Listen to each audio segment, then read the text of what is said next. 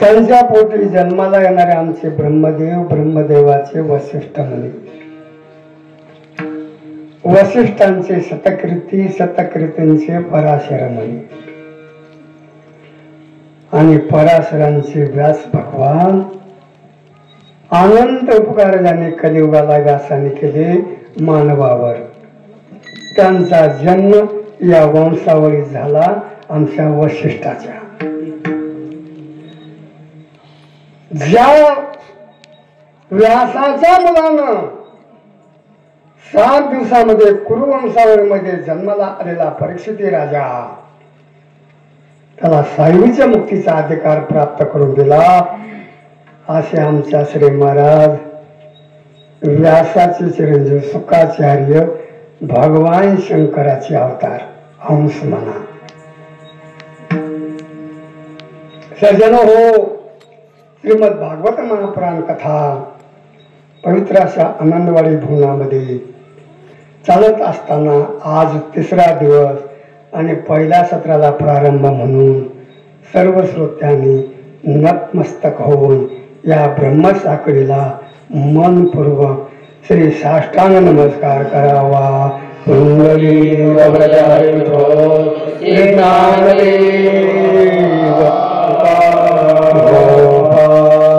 कृष्ण भगवान की श्रीमद् भागवत महापुराण की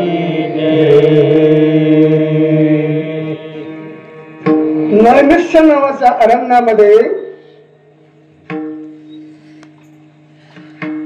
88,000 ऋषींचा संच जमला असताना आणि सुखदेवानी आणि सुतानी त्या 88,000 ऋषी मध्ये सुतानी ज्यावेळेस आसन स्वीकारलं रोमहर्षणाचा मुलगा सुत भगवान. आसन स्वीकारल्याच्या नंतर महाराज नम्रतेनं प्रश्न सौनकाने केला. कारण प्रश्न उत्तरच 18,000 श्लोकामध्ये आहे. सौनक जे होता 88,000 ऋषी पैकी एक बोलण्यात चतुर हुशार समय सूचक. जस 18 पद्म वानरामध्ये महाराज समय सूचक हुशार वानर कोणाचा होता? आमचा सुग्रीवाचा अंगद मुलगा अंगद राजा. त्याला तर शिष्टाशिटी पाठवलं. वानर बाकीचे 18 पद्म वानर होते तो, पण समय सूचक होता. तद्वत 88,000 ऋषी पैकी सौनक जे होता एकच. बरं, काही म्हणतात सौनक म्हणजे किती हजारो ऋषी. नाही, सौनक त्याचं नावच आहे. समोर बसला आणि नम्रतेनं प्रश्न विचारला. सुत भगवान, भूताचा उद्धार करणारी कथा मानवाचा तर करीलच, संशयच नाही. पण आती पापी जन्माला आलेला भूत त्याच्या जर कानावर का महाराज कथा गेली तर भूताचा सुद्धा उद्धार होतो. अशी कथा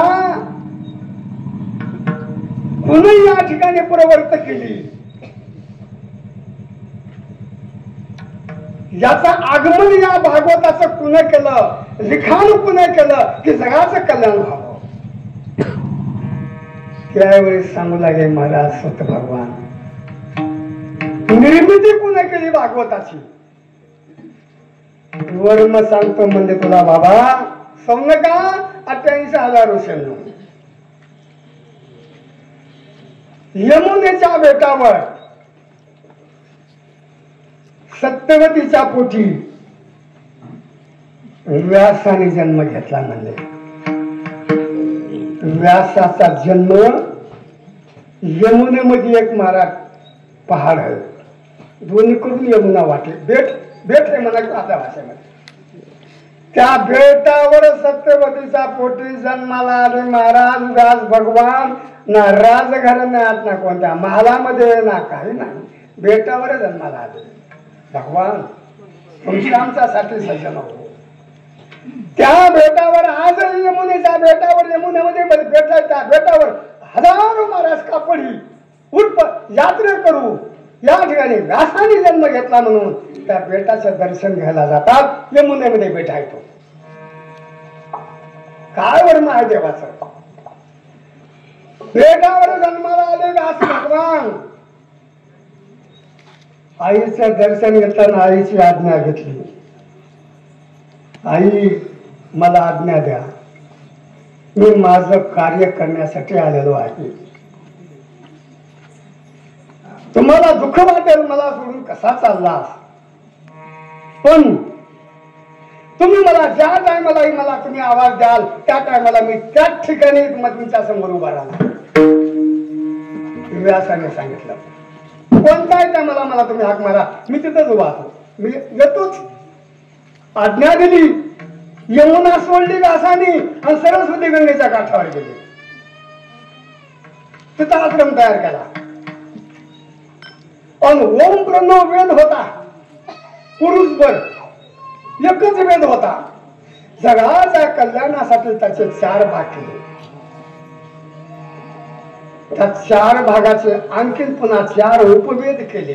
4 वेद केले, त्याचे 4 उपवेद केले, 6 शास्त्र केले आणि 17 पुराण लिहिले महाराज पुन्हा. कारण एका उपवेदाचा अभ्यास कलियुगात मानवाला होणार नाही हे वर्म फक्त व्यासांच्या मनात होतो. आता एवढा ग्रंथ जर वाचायचा जर म्हणलं तुम्ही आम्ही त्याला स्पर्श करताल का? कसा तेवढ्या ग्रंथाचा आपण अभ्यास करावा? कोणी वेदाला पाहणारच नाही ना. म्हणून महाराज 4 वेद, 4 उपवेद, 6 शास्त्र आणि 17 पुराण लिहिले महाराज. एवढं वाङ्मय लिहिलं पण व्यासाच्या मला समाधानता नाही. कारण वर्म सांगतो काव्य रचना अशा प्रकारे लिहिणाऱ्याच्या मनाला ब्रह्मानंद असतो. ब्रह्मानंद साधा नाही. काव्य रचना लिहिणाऱ्याच्या मनाला. उदाहरणार्थ आमच्या असे गायनाचार्य आहेत. गायनाचार्याला देवाने नित्यानंद दिलेला असतो ते त्यांनाच माहिती. दुसऱ्या त्याचा अनुभव घेऊ शकणार नाही. गायनाचार्यांचा नित्यानंद त्यांच्या आनंदामध्ये असतात नित्य. तसं ब्रह्मानंदामध्ये डुलून राहायचं तर महाराज व्यासाच्या मला समाधानी नव्हती. म्हणून नारद मुनीने त्या ठिकाणी आगमन केलं आणि आगमन केल्यावर नारदाने विचारलं म्हणजे व्यासा अरे तुझा चेहरा उदास का? अरे संसारिक माणसाच्या चेहऱ्यावर असे उदासी असते. जे संसाराचं गुरफटलाय ना गोवरी आयशे दिसे तोंडावरी. रात्रंदिवस त्याचा संसारात त्याच्या ध्यानामध्ये मनामध्ये चित्तामध्ये ना त्याच्या चेहऱ्यावर केस नसते महाराज. परमार्थाचा सजन संसारात सुखच नाही, सुखच नाही.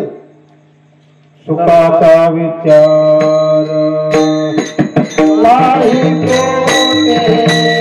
सुखाचा विचार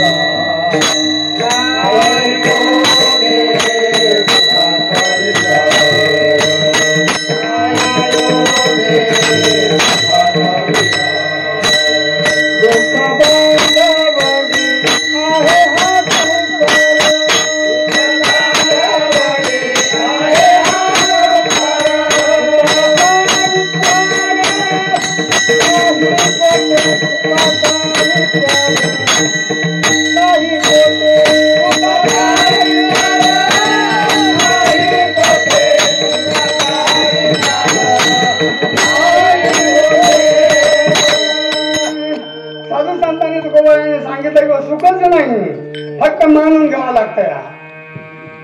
दुःखच दुःख आहे. पण अशा संसारिक माणसासारखा चेहरा तुझा कार्य व्यासा काय झाला, काय प्रसंग झाला? व्यासाने सांगितलं म्हणजे नारदा कोणत्या प्रकारची माझ्या या वाङ्मयामध्ये उणीव झाली, माझ्या ध्यानातच ते विषय येईना. म्हणून नारद मध्ये तुझं वाङ्मय पाहू दे बरं. आंदोलन माझ्या समोर काय उणीव होईल बघू दे मला. त्यांनी महाराज 4 वेद 4 उपवेद आणले. एक एक वेदास महाराज पाहिलं पडताळून नारदांनी. ऋग्वेद, यजुर्वेद, सामवेद, अथर्ववेद, आयुर्वेद, गांधर्ववेद, स्थापत्यवेद आणि धनुर्वेद 8 वेद झाले बरं. 4 उपवेद आणि 4 वेद. ते म्हणतात महाराज किती लवकर म्हणले हो 4 उपवेद. 4 उपवेद पूर्ण तपासले, 4 वेद तपासले, 6 शास्त्र, सांख्यशास्त्र, वैशेषिक शास्त्र, पूर्वमीमांसा शास्त्र, उत्तरमीमांसा शास्त्र, न्यायशास्त्र आणि योगशास्त्र हे 6 शास्त्र तपासले महाराज आणि बाजूला ठेवले. पुन्हा नारदानी पुन्हा महाराज मग 17 पुराणाचं महाराज गठ्ठ चांगला असं. ब्रह्मपुराण, पद्मपुराण, ब्रह्मांड पुराण, ब्रह्मवरुड पुराण, शिवपुराण, स्कंद पुराण, विष्णू पुराण, वामन पुराण, वराह पुराण, मत्स्य पुराण, मार्कंडेय पुराण, भविष्य पुराण, नारद पुराण, गरुड पुराण किती झाले. ती म्हणतात आम्हाला काय करायचंय मग आपल्यामध्ये, तुम्हाला कशाला आणलंय. सावधा विषय. अग्निपुराण, लिंग पुराण, कुर्म पुराण 17 पुराण झाले. 17 पुराण एक एक सावलं महाराज त्यांनी एक एक 17 पुराणाचं. आणि कपाळाला आट्यात पाडलं. म्हणजे अरे ना व्यासा तुझ्या 17 पुराणामध्ये, 6 शास्त्रामध्ये, 4 वेदामध्ये, 4 उपवेदामध्ये, 10 अवतारामध्ये जे 8वा अवतार भगवान कृष्णाने घेतला.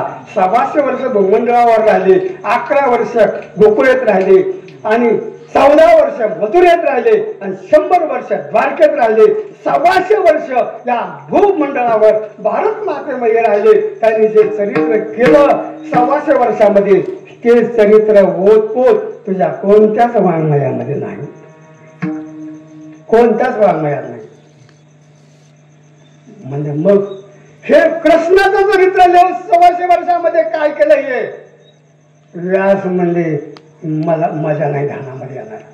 कसं लिहू म्हणजे मी माझ्या स्मरणातच येणार. अरे जोपर्यंत कृष्णाचं चरित्र लिहिणार नाहीस तोपर्यंत कलियुगाचा उद्धार होणार नाही. कृष्ण भक्ती विना तरला हे कोण गावारी वाढून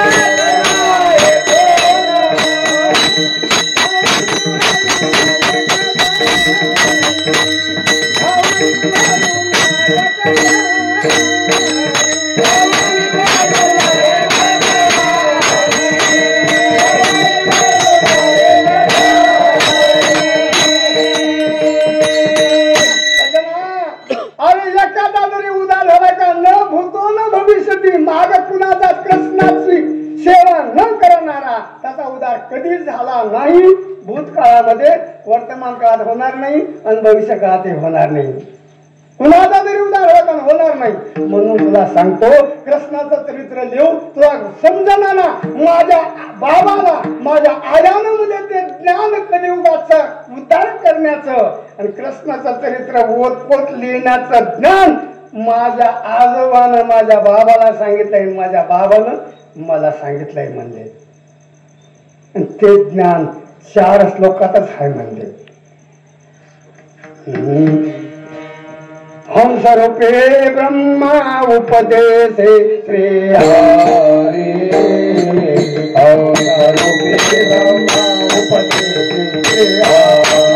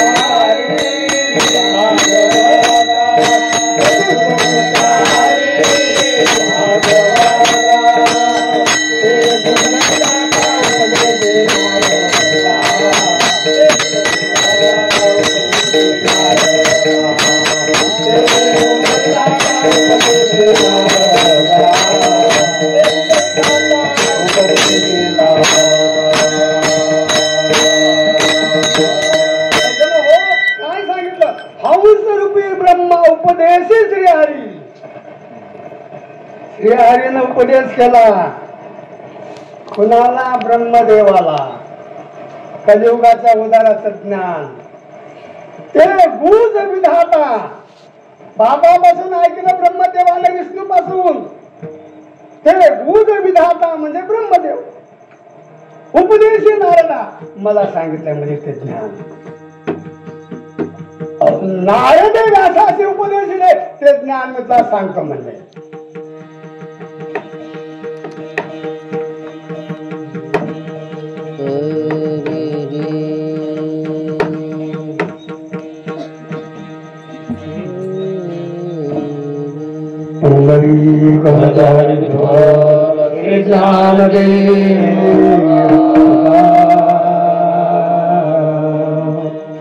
ज्यावेळेस मग या ठिकाणी नारदाने मला 4 श्लोक दिले.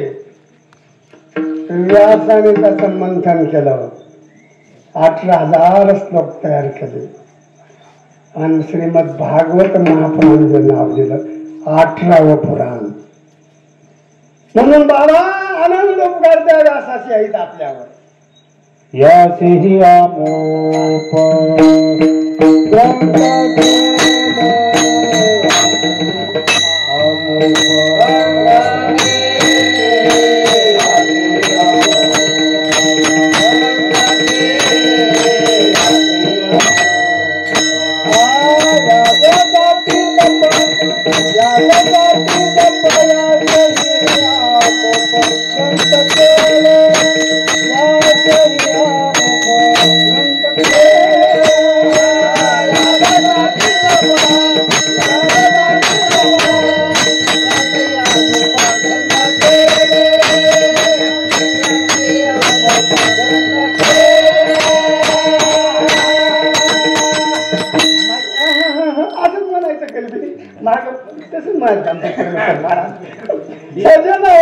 आनंद आपल्यावर.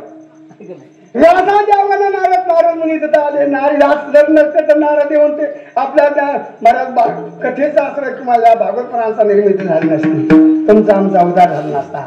उपकार व्यासांचा.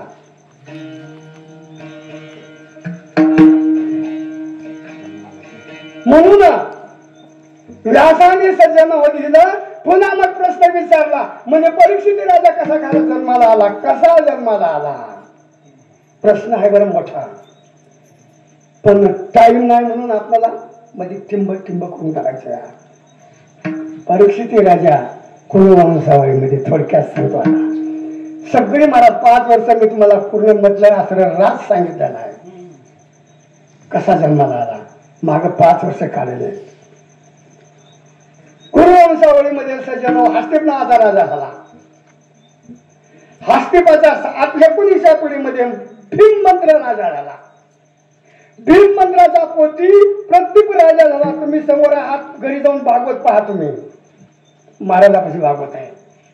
काय म्हणलं मी? भीममंत्र. आणि भीममंत्राचा मुलगा प्रत्येक राजा, आणि प्रत्येक राजाचा मुलगा शंतनू राजा. प्रत्येकाचा मुलगा शंतनू राजा, समुद्राचा अवतार. 3 हा शंतनू राजा. आणि शंतनू राजाच्या पोटी शंतनूला 2 पत्न्या होत्या. किती होत्या? 2. एक होती गंगा. कुणाची पत्नी? शंतनू राजाची. आणि गंगेला मुलगा झाला कोण? भीष्माचार्य. देवव्रत होतं नाव पहिलं, आता कन्येने भीष्माचार्य नाव झालं. भीष्माचार्य म्हणा आपल्या भाषेमध्ये. दुसरी पत्नी जी होती सत्यवती, ही सत्यवतीला 2 मुलं झाले शंतनूपासून. एक विचित्रवीर्य आणि दुसरा चित्रांगद. 2 मुलं झाले. 2 मुलं झाल्यावर चित्रांगद काय कारण असतं बघा, विषय समजून मिळाला. थोडा विषय त्याचा मरणाचा विषय काय? मिळाल्यावर मनुष्य दुःख करतोय. सज्जन, मरण चांगलं का जन्मनं चांगलं? जन्मनं चांगलं नाही महाराज. जन्मून जर वाईट कर्म केलं तर खूप वाईट आहे. मरण चांगलं आहे एकदा. मृत्यू काळ चांगला. मृत्यू काळामध्ये तर मनुष्य महाराज थर कापतोय. मरण म्हणलं की मर शब्द सहन करीत नाही का? तुमच्या बापाचं खाल्लं का म्हणते मी मर म्हणाला असतो मला. अरे बापरे, मर शब्द सहन होत नाही आपल्याला. सज्जन हो, मग या ठिकाणी आमचा चित्रांगद राजा मेला. विचित्रवीर्य जे होता, विचित्रवीर्याचं लग्न करण्यासाठी आमच्या भीष्माचार्यानं काशीला आगमन केलं. कुणाचं? विचित्रवीर्याचं. बरं, विचित्रवीर्य कोण? भीष्माचार्याचा म्हणजे आपला पुतण्या म्हणा. भीष्माचार्याचा भाऊ विचित्रवीर्य. विचित्रवीर्य कसा भाऊ तुम्ही म्हणतात? 2 माईचा इस्तार आणि एका बापात. एक बाप आणि दोन आहे. बरोबर आहे ना? गंगा आणि आमच्या आश्री ही सत्यवती, 2 पत्न्या शंतनूच्या. गंगेपासून भीष्माचार्य झाला आणि सत्यवती पासून हे 2 मुलं झाले. म्हणजे ते कोण झाला? चुलता झाला. कुणाचा? आमचा आश्रय महाराज विचित्रवीर्य. आपला आश्रय विचित्रवीर्याचा. विचित्रवीर्याचा बाप शंतनू आणि त्याचा भाऊ आपला आश्रय महाराज. त्याचा शंतनू पासूनच मुलगा जन्माला आला भीष्माचार्य. आणि विचित्रवीर्य त्याच्या दुसऱ्या आईपासून, म्हणजे भाऊच म्हणा, पण सावत्र भाऊ. विचित्रवीर्याचं लग्न करण्याचं कुण ठरवलं? आमच्या आश्रय भीष्माचार्यानं, म्हणजे आपल्या पुतण्याचं, भावाच्या पोराचं. गेला काशीला. 3 मुली आणल्या. एका मुलीचा विषय सोडून द्या आपल्याला. आता अंबाजी होती, तिचा विषय सोडून द्या. अंबिका आणि अंबालिका 2 मुलीचे लग्न लावून दिलं. कुणा संग? विचित्रवीर्या संग. पांडवांची वंशावळी लक्षात ठेवा. ज्या पांडवांनी अनेक उपकार केले आपल्यावर, त्या पांडवांचं नाव जर घेतलं तर मला पापाचा नाश होतो. त्यांची वंशावळी सांगावी. पाहता वंशावळी आणि होय महापातकाची. सामान्य खेळ नाही. ज्यावेळेस मग या ठिकाणी आमच्या आश्रय महाराज 2 मुली अंबिका आणि अंबालिका काशी राजाच्या मुली आणल्या. गेली शालवराजाकडे. सोळा विषय तिचा. मग 2 मुलीशी लग्न झाल्यावर महाराज काही कारण असतं. आता समागमच बंद झाला. काही कारण असतं. पण पत्न्या कुणाच्या? विचित्रवीर्याच्या. म्हणून अंबिकेपासून धृतराष्ट्र जन्माला आला. कसा जन्माला आला ते सांगत नाही तुम्हाला. पत्नी कुणाची आहे? विचित्रवीर्याची. व्यासापासून जन्माला आला. तुम्ही सांगा मला, जो सगळ्यांनाच माहित आहे. व्यासापासून आले. पण पत्नी कुणाची आहे? विचित्रवीर्याची. आणि अंबिकेपासून धृतराष्ट्र जन्माला आला आणि अंबालिकेपासून पडूराजा जन्माला आला आणि अंबिकेच्या दासीपासून कोण जन्माला आला? यमधर्माचा अवतार. जो कोण? विदुर काका. विदुर काका यमाकडून आधर्म घडला. दासीचा पोटी जन्माला यावं लागलं. भूमंडळापासून 99,000 योजन उंचवर असणार जे आमचं आश्रय जमपोली.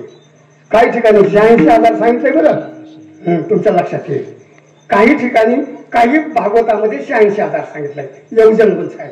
1 योजन 4 कोस. 1 कोस 3 किलोमीटर. 1 किलोमीटर 3 फरला. तुम्ही म्हणतो आम्हाला माहित नाही का महाराज?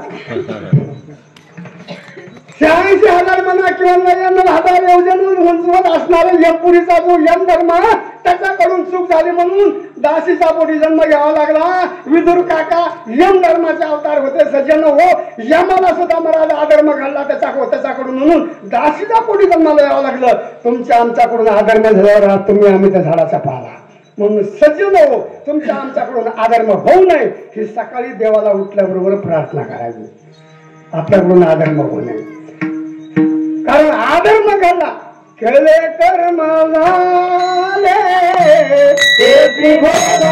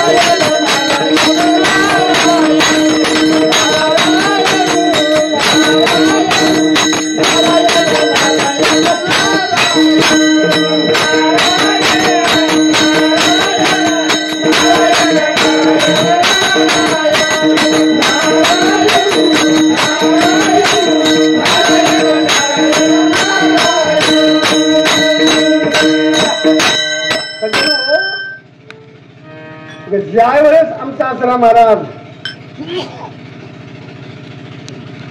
कुठपर्यंत आपली कथा आली, आपल्या आसरा महाराज लग्न आपला विदुर काका जन्माला आला, यम धर्माचा होता, इथं पूर्ण होता. तिघांचा जन्म झाला, विदुर काका, धृतराष्ट्र आणि पदू राजा. प्रश्न काय होता, परीक्षित कोणत्या वंशावळी जन्माला आला, म्हणून हे घेतले वंशावळी. मग तिघजण जन्माला आल्याच्या नंतर आमच्या आसरा गांधार देशाची गांधारी, तिचं लग्न झालं महाराज धृतराष्ट्रा संग. आणि आमच्या पनुराजाचं लग्न, बरं धृतराष्ट्राचं लग्न कुणा केलं? भीष्माचार्यानेच केलं, भीष्माचार्यानेच केलं. म्हणजे आता ह्या धृतराष्ट्राचा बाप विचित्र वीर्य आजा शंतनू, आजा शंतनू, म्हणजे आज आजोबाच्या भावानं चुलत आजानं लग्न केलं कुणाचं? धृतराष्ट्राचं. आजा भावाचा बाप ते बी आजाद म्हणायचो. आजानं लग्न केलं धृतराष्ट्राचं. बरं धृतराष्ट्राचंच नाही तर पंडूराजाचे लग्न त्यांनाच केलं. पंडूराजाला मात्र एक मुलगी आमची देवबाहूची मुलगी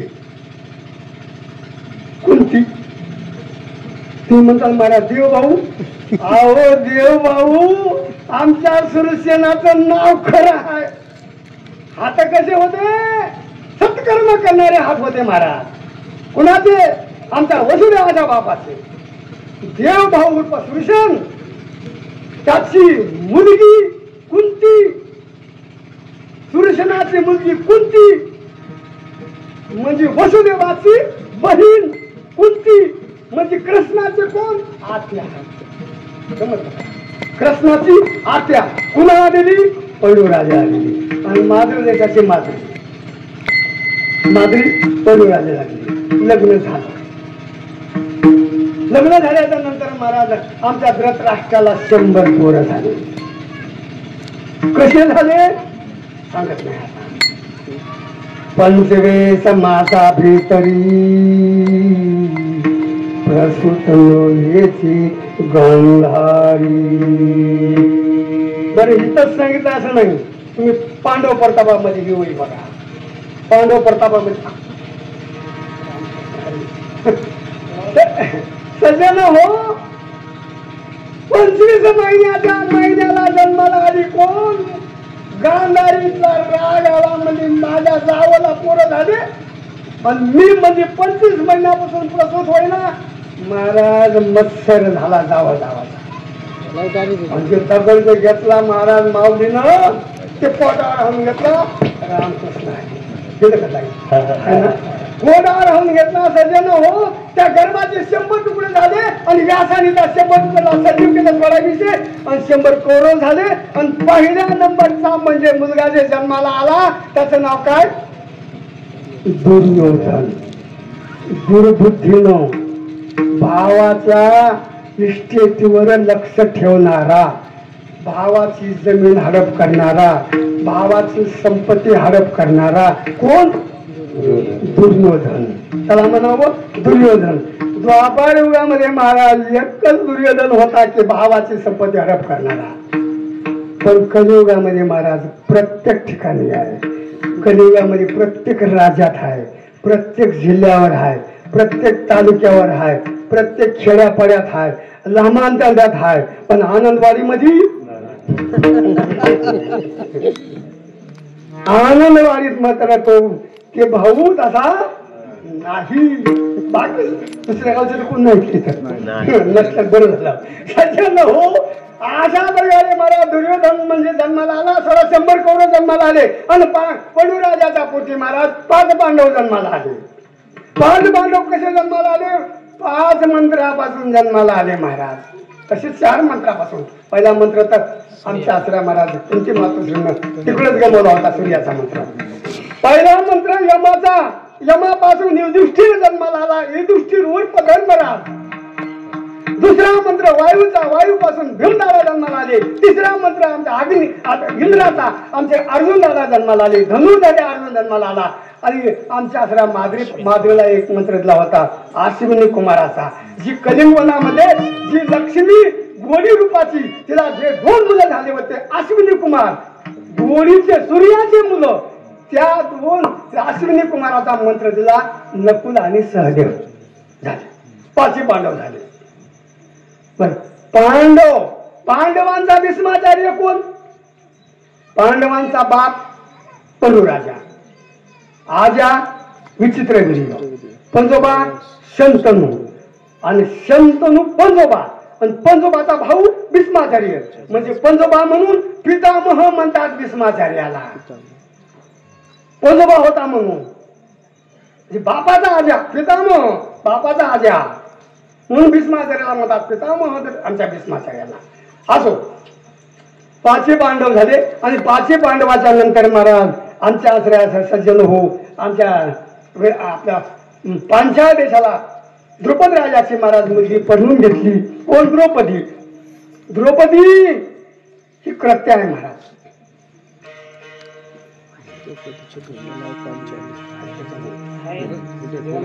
कृते कृत्या रेणुका कृते कृत्या सीता काय म्हणतो बघा. कृते कृत्या रेणुका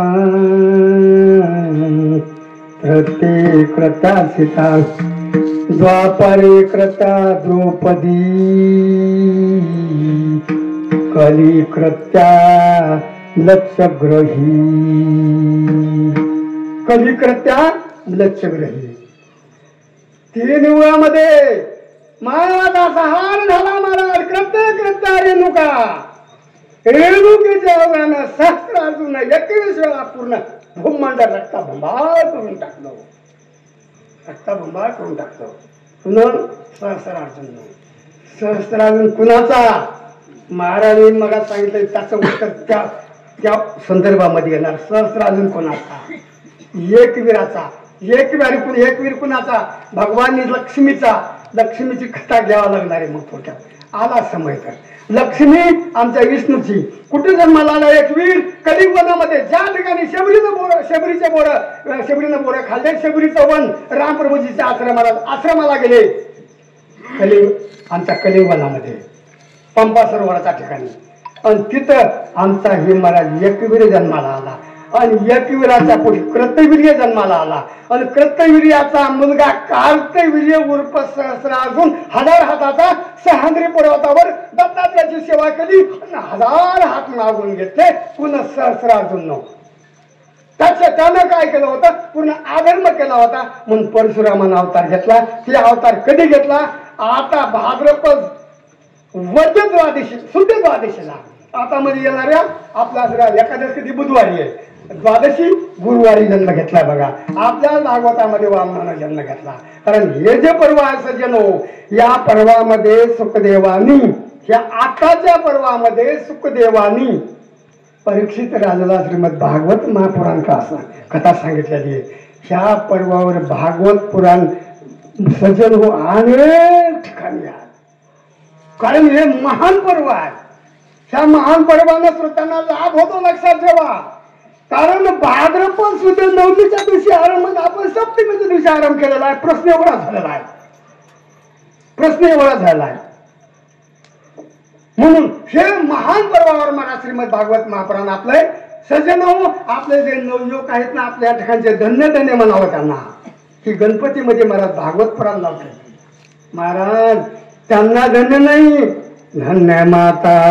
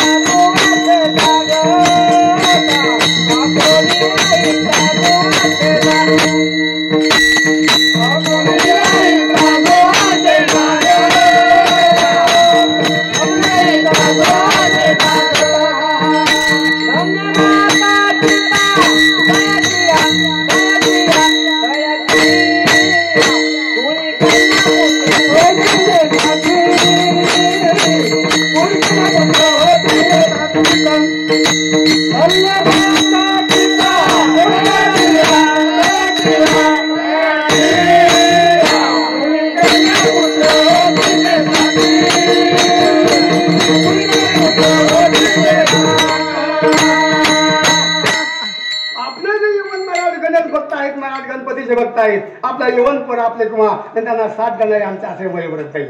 आमचे बाबा सज्जनो धन्य धन्य म्हणावं त्यांना.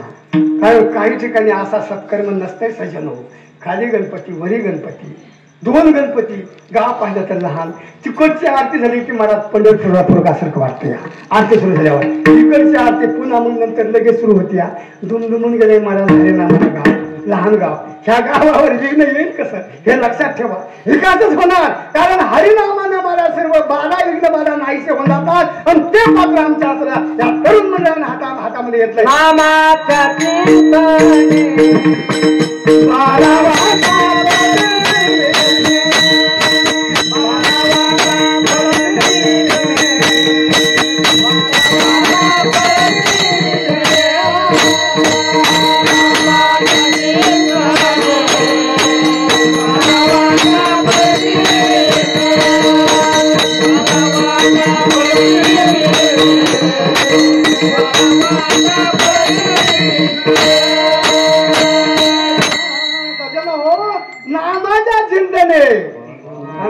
नामानं दुमदुमून संध्याकाळी 10 10:30 वाजेपर्यंत 11 वाजेपर्यंत महाराज दिवसभरी आरती हेन त्यान पूजान, कोणी महाराज मोदक आणाले, कोणी हे कराले.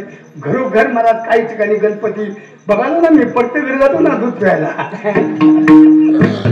काय आनंदी आनंद महाराज या ठिकाणी सजन हो. मग ज्यावेळेस आमच्या असला पांडव जन्माला आले 16 पांडव जन्माला आल्यावर द्रौपदी ही 5 पांडवाची पत्नी. वर्म राहिले की कधी कृत्यामलच ग्रही, तर थोडं राहिले की तुमच्या मनामध्ये थोडं कृत्य रे मुका कृत्य सीताच्या अवघात 6 झाला ना, द्रौपदीच्या वनात 6 झाला ना. द्रौपदीला म्हणत नव्हती आंध्राचं पोरग आंध्रच आहे की, एवढंच शब्द बाधक लागला का नाही पुन्हा दुर्योधनाला.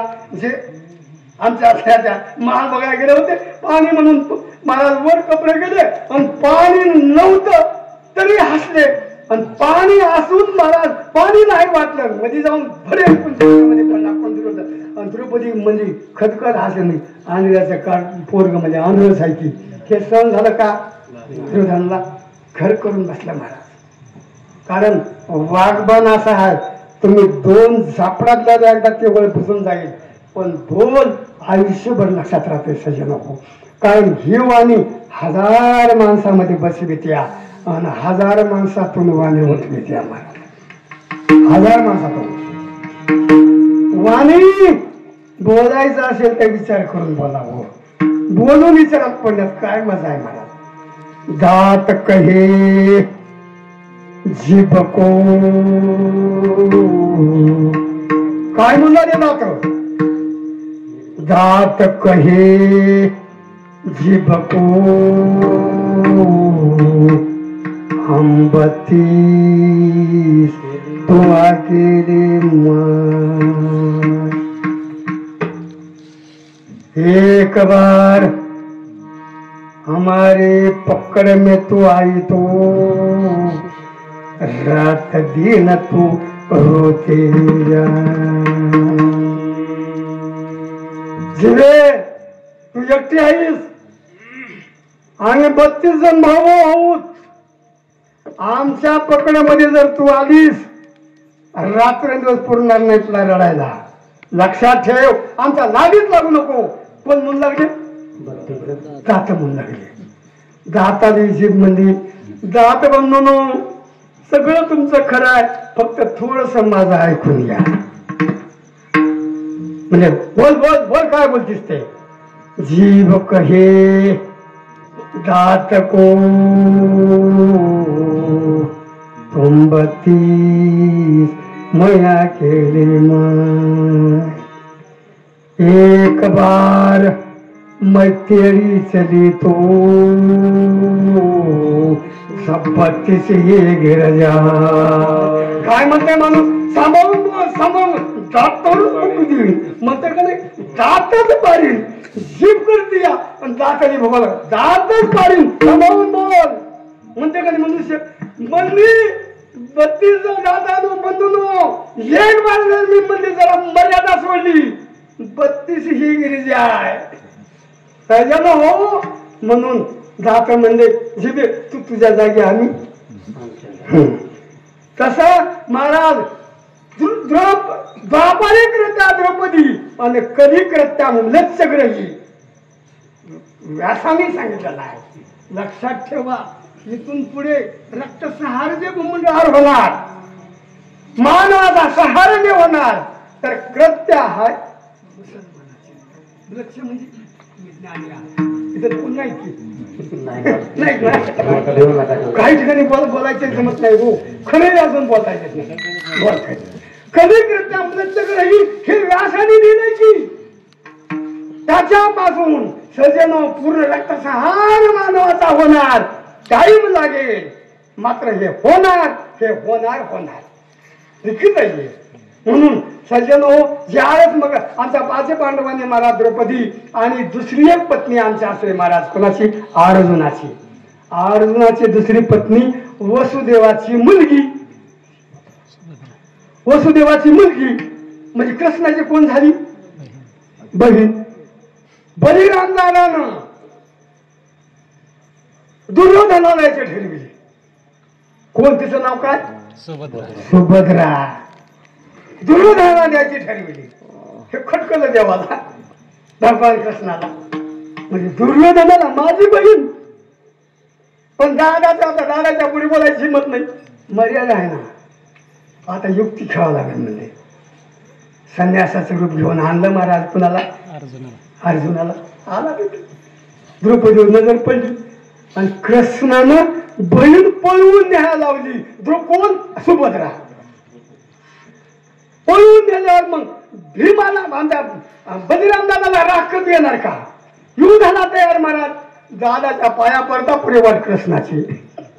समजी नो दादा दुर्योधनाच्या पेक्षा अर्जुन कसा? अर्जुन नर नारायणाचा अवतार आहे ना. तुम्ही कसा विसरला? नर अर्जुन आहे. नारायण मी होतो पहिल्या जन्मामध्ये, नर अर्जुन आहे या जन्मामध्ये. म्हणून सांगितले कथा. आमचे गुण बलिराम दादा शांत झाले आणि थाटाने विवाह सुभद्रेचा आणि आमच्या आश्रया महाराज कुणाचा? अर्जुनाचा लावून गेला. हे वंशावळी ही पूर्ण माहिती थोडक्यात सांगावे. फक्त कोण्या वंशावळीमध्ये जन्माला आला, परिस्थिती एवढंच उत्तर झालं मी आता. मग ज्यावेळेस अर्जुनाचे सुभद्रेपासून महाराज सुभद्रेपासून मुलगा जन्माला आला तो कोण? अभिमन्यू. सुभद्रेचा मुलगा अभिमन्यू. कोणाचा मुलगा? बाप कोण? अर्जुन. अभिमन्यूला वयाला आला. अभिमन्यूला मुलगी पुन्हा दिली आमच्या विदर्भातली आहे. ते म्हणतात मला आमच्या विदर्भातली आहे, आपल्या अचलपूरची विराट राजाची मुलगी तिथं अचलपूरला महाराज चिखलदऱ्याला विराट राजाची नगरी आहे. चिखलदऱ्याला राहत होता विराट. आणि ज्या विराटाच्या इथं 1 वर्षभर 12 महिने पांडवांनी महाराज वनवास पत्करला. वेस बदलून चिखलदऱ्याला जे किचकदारा आहेत, भीमदारा आहेत, सगळं ठिकाण त्या ठिकाणी आहे. 12 महिने काढले. वेस बदलून अर्जुन बाई झाला होता. 16 विषय आता माहीत सर्वांना. आमचा आसरा महाराज धर्मराज ब्राह्मण बनला. आमची द्रौपदी तर दासी बनली शैलेंद्रीची. 16 विषय. सज्जन हो, 1 वर्ष काढले आमच्या विराट राजाच्या नगरीमध्ये पांडवांनी. आणि नंतर उघडे पडले हे पांडव आहेत म्हणून विराट राजाला पश्चाताप कमी होऊ लागला का? उत्तीर्णता. मी पांडवापासून 12 महिने काम घेतलंय दास म्हणून. आता उत्तीर्ण कसं हो? म्हणून आपली मुलगी जी उत्तरा होती ती अर्जुनाची सून अभिमन्यूची पत्नी झाली. कोण? उत्तरा. आणि त्या संसारा विराट राजाने देऊन टाकली. आणि अर्जुन माई केला. अर्जुन विराट राजानं चिखलदऱ्याचा राजा विवाह केला. त्या महाराज उत्तरेपासून आणि अभिमन्यू पासून महाराज मुलगा जन्माला आला तो परीक्षित राजा. पुंगली कवरच्या हरी विठो नारायण नारायण हरे नारायण नारायण